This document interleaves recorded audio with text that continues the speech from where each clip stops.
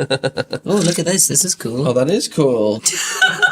This is all we've wanted to do. Thanks for coming. Thank you. See you on the other side. Où et quand vous vous êtes rencontrés?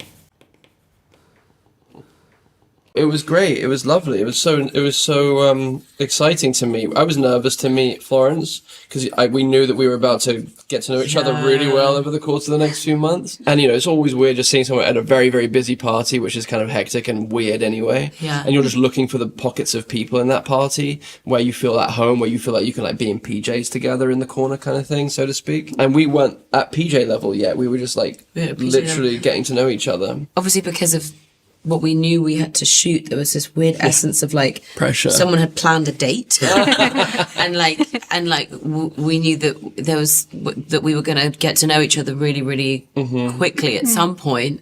But right now, we knew nothing about the other, and just how amazing. But it's quite intimidating. And on set, how do you play day 10 of a relationship different from day 100 and day 1000? How do you do that? Yeah, imagination and discussion, and the writing was so good. It kind of gave us the bones of where we were per moment to moment, and then just kind of finding each other in the moment, seeing what each other were bringing in terms of the choices, and discussion between what we think our characters would have done in between certain scenes, what conversations they would have had, and where did they go, what did they do. But so imagination, trying to fill in the blanks. Le film qui a le plus fait pleurer l'autre?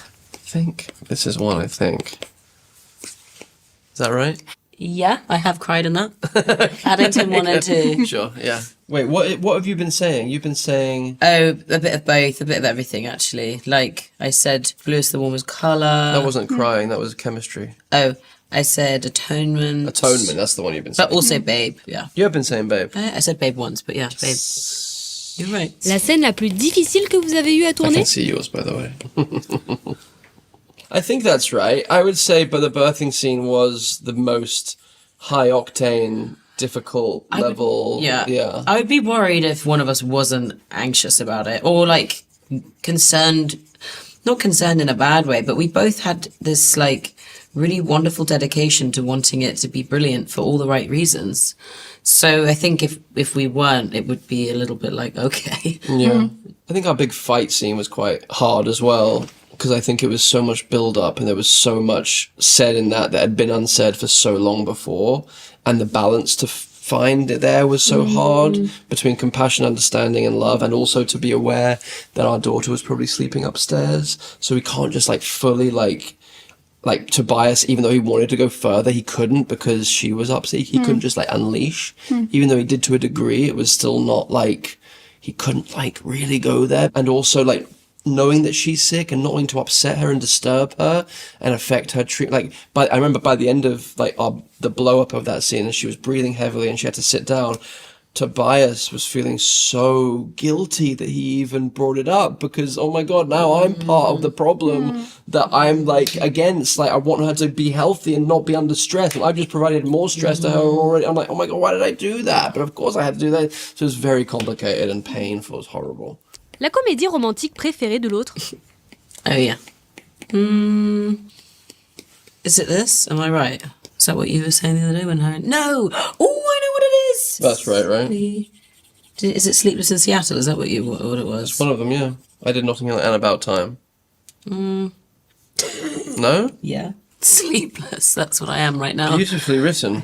Sleepless in Seattle is a rom-com that I watched when I was a kid with my parents, and I loved it. And I bought the soundtrack on CD. And did you? Yeah, I just love it. It's a beautiful soundtrack. It's a beautiful film. It's nostalgic for me. I just remember it. I remember watching it with them a lot. That and Overboard, that was another kind of rom-com that I would watch. It was my mum's favourite films. So we would just watch those films all the time, yeah. Qui a le plus pleuré pendant le tournage? Oh, yeah. Easy.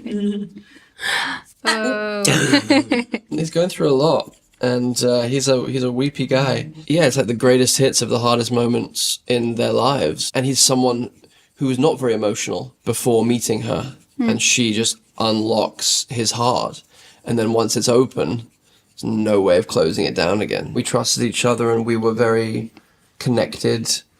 in each scene, stuff that, you know, you couldn't imagine while reading a script, stuff that we probably didn't even know was happening at the time, that only after the fact do we realize, oh yeah, that moment was really beautiful, and how did that happen? And we didn't even know. But I think that comes from finding a scene partner that you can trust and that you can really let go with, and you are excited to play with every day and see where the scene goes. It's a rare and beautiful thing. Those are always my most enjoyable moments when filming, is the pause between the words. Because it's thinking time, and it's what we all do, and in the same way that you're looking at me now and you're nodding and you're processing what I'm saying, it's like, it's one of those amazing skills where, like, you're not saying anything and yet you hope that everything you're doing with your face is telling someone a story. I find that so pleasurable, hoping that people are going to get, or maybe not, but maybe provoke, like, a thought.